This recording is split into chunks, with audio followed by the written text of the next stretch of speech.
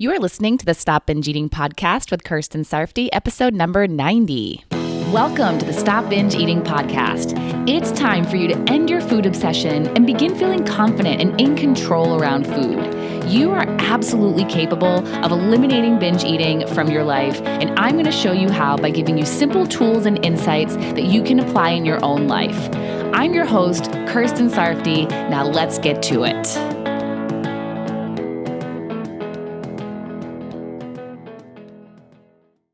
Hi, I have a very special treat for you today. Recently, in one of my coaching groups, I coached someone who brought up a couple topics that I thought a lot of you might also be struggling with, or at least topics that are similar. So I decided, with her permission, of course, to share her portion of our coaching call with all of you. So even if you're not dealing with the exact things that she's talking about, I recommend you listen and consider your own fears and beliefs as you hear the coaching. She talks about fear of her son getting sick due to the coronavirus and, of course, how that can lead to eating. And we also talk about believing that she really can stop binge eating. So in this episode, not only are you going to benefit from hearing the coaching that Jenny got, you'll get to see how helpful it can be to listen to someone else get coached, but you'll also get to hear what coaching with me is like. I know a lot of you have never worked with a coach before and are unsure about what coaching is and how it works. So today, you're going to get a taste of it. Also, I will be opening up another group very soon, so if you're interested in getting in on it and you are ready to make a time and a financial investment in yourself to overcome binge eating and have a better life, make sure that you sign up for a free mini session at coachker.com/mini so that we can discuss all the details. You can ask any questions you may have, and we'll see if we're a good fit to work together. Now, on to the coaching. Enjoy. Hi. Hi, Jenny. How are you? Oh, I am sort of reeling this morning. Our son, 36, who is a nurse, about 5 minutes before the call, texted us that he's decided to go to New York City to help out. Feel very emotional. How do you feel? I feel this kid is, he's the kid that climbs mountains and rock climbs big cliffs. I live in Colorado, and it's his playground, and he's a passionate kid. He's either just poor if he's not into a lot of things, but boy, he's going to pour himself into it, and so there's some being proud that he's willing to give himself to people in this crisis. And, certainly there's some fear and, oh my gosh, TJ, what are you doing? So anyway, that's how I'm coming into the call. Why are you feeling fear? Oh, man, that's a war zone there. He's been on the front lines here in Denver. A few days ago, he was in the COVID ICU. This is about 200 times more than what he's been through here. He has a wife who's also a nurse. So I want you to tell me why you're feeling fear. What is the thought you are thinking that is causing you to feel fearful? Well, what if he gets it? What if he dies? Yeah. Yeah, right, you're thinking fear with that kid his whole life. Yeah, yeah. So you're having these thoughts, he's going to get it. He's going to die. That is going to make you feel fearful. And if you're feeling fearful, what are you going to do? Pray. Respect his passion for others. But hold on. I want you to think about when you're feeling fear. When you feel fear, what do you do? Yeah. Gosh, I'm a little out of touch with that, I guess. Are you thinking of, am I going to binge? You tell me. I'm not suggesting that you do. And I don't know what you do. I'm just asking. You know, Kirsten, one time I was in a Weight Watcher meeting. I think I've been in Weight Watchers 13 times. And she made a list of all these emotions and, procrastination, anger, being sad, mad, or glad, being happy, turning to food. And she said, you probably have a couple that you gravitate toward. And I thought, dang, I checked off the entire long list. Now, fear is not something I don't think I'm real cognizant of. Let me back that up. I think that when I feel something like fear, my mind does go to kind of a feeling of entitlement. I'm in a hard time. And another thing, Kristen, I got laid off from my job yesterday. So if I'm feeling fear about loss of income, fear about TJ going to New York City, I think I just feel I'm entitled to have pleasure, and this is one of the easiest ways I can get it. Yeah, so you escape the fear. Like, let's get out of the fear. Yeah. So when we talk about fear, the three reactions that people mostly do is, and we've heard this, it's fight, flight, or freeze, right? There's nothing to fight here. Freeze. Right. We've heard of the fight or flight response, right, when we feel scared.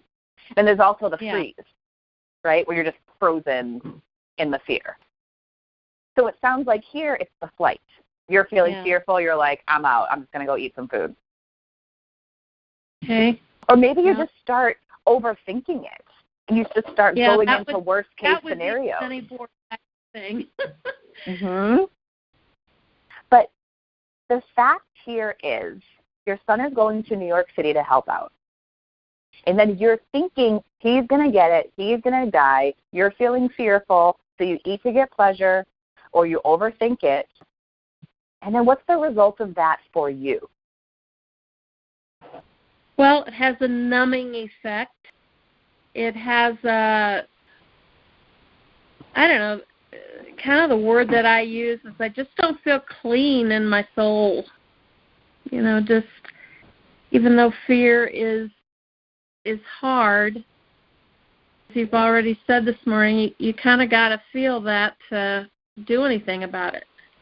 Right. And feeling fearful about him going to New York City is completely optional for you. Because like you said, sometimes you feel proud, right? Yeah, sometimes you're like, look at him. He's giving himself to these people in crisis. What a great young man, right? But then sometimes you're letting your brain go to that place where you're like, he's going to get it, he's going to die. Yeah. Now, it makes sense that your brain would go there. Our brains like to go to those places, but it's up to you how long you stay there. Right? Your brain goes there, he's going to get it, he's going to die. You could then stay there and for the rest of the day feel scared and eat your spirit away and then hurt yourself. Here you are worried about him getting hurt, and then you end up hurting yourself, which doesn't help anybody. Yeah. Or you could decide that he's going to be fine and think about him being fine. Do you think he'll be fine? Yeah. Do you really? Do you believe that? If he could be okay? Oh, yeah, I do. I'm not one of these people that, the program and the binging is going so well for me, but where I am probably not 100% there is I couldn't really say that I'm 100% sure that I can stop this completely. I've had so much failure. I've binged for 20 years. I'm not 30 years old, and I kind of a realist. I'm not, and so, boy, I'm more hopeful than I've ever been, Kristen. But just quite honestly, I don't know that I'm a person that says, yeah, I really think he'll be fine. I mean, I do, but probably not 100%. Are you 100% sure that he's going to get it and he's going to die? No. Right? We can't be 100% about either of them because we don't know. Yeah, he's got a really good head on his shoulders. Mm-hmm. Right? We can't be 100% sure whether or not you're going to stop binging. Oh, thanks for that. I've really been torn up about that. I thought I interpreted the material that I need to be. Here's the thing. The future is unknown. We don't know what's going to happen to your son. We don't know what's going to happen to you. I don't know what's going to happen to me. We don't know what's going to happen to anybody. Okay. All we have is our belief in what we want to happen. Yeah. That's it. Right? We can't have the evidence that the future will turn out okay. We just have to believe in it. And we believe in it because it feels better. It feels better to believe that he's going to be okay than it does to believe that he's going to die. Mm. It feels better to believe that you are going to overcome binging, no matter how many years of binging you have behind you, than to think that you won't. Mm. And here's the thing. If you think that you won't overcome binging, you're going to feel hopeless and you're not even going to try. Because if you don't think you can do it, you're not going to put in the effort. That's why we talk about having the belief that you can, because if you believe you can, then you're at least going to feel optimistic and hopeful. So then you will put in some effort. Mm. Yeah, it really makes sense. Then when it comes to your son, there's nothing you can do either way. Yeah. Right? You can't keep him safe. You can't do anything. All you can do is choose to feel good about him going. Mm-hmm. Right? Because if you choose to think worst case scenario, you're going to feel fearful and then hurt yourself. Because you're going to go and eat, or you're just going to worry yourself. Yeah. Right? And then hurt yourself. But if you believe, he's willing to give himself to people in this crisis, and he's going to be okay. He's going to be one of the people that makes it through this. Mm-hmm. And you get to feel more hopeful and optimistic, and then you just get to be calm and continue living your life. Mm-hmm. It's really a wonderful thought. I mean, that's what the belief is all about. Mm-hmm. It's not about knowing 100%. It's just believing in whatever we want to think is true to create the feeling that we want to feel to give us the result that we want to get. Mm-hmm. That's a new way of looking at that for me. Mm-hmm. Yeah, just know that the circumstances that he's going, that's the fact. We can all agree on that. Anything else is just your interpretation of that, your opinion of that, how you're choosing to look at that. And again, your brain may just go to that worst case scenario, but it is your responsibility to then do what you want to with that thought. You keep it, you agree with it, you hold on to it, or you dismiss it and choose what you want to be thinking instead.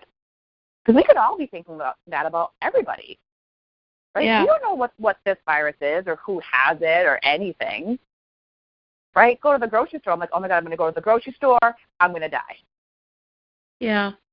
right? And that could happen. But I'm not choosing to think that. I'm choosing to think that I'm going to go to the grocery store, I'm going to get my food, and I'm going to go home, and life is going to continue on for me. I'm going to be fine. Otherwise, I'd be so scared and I wouldn't go. Yeah. Could we go through the little acronym with this thing for me? The circumstance is that TJ's going to New York City. Mm-hmm. And the thought is... The thought is he's going to get it and he's going to die. I see. Okay. Okay, that's your thought. And then your feeling is fear. Okay. Your action is that you eat to avoid the fear, to escape the fear, and you also just overthink it. And the result is that you get hurt. You hurt yourself. Okay. Right? By thinking that he's going to get hurt in some way, you hurt yourself. Got it? Yep, I do have it. Okay. Awesome. So we just have a few minutes left here. Do you have any questions?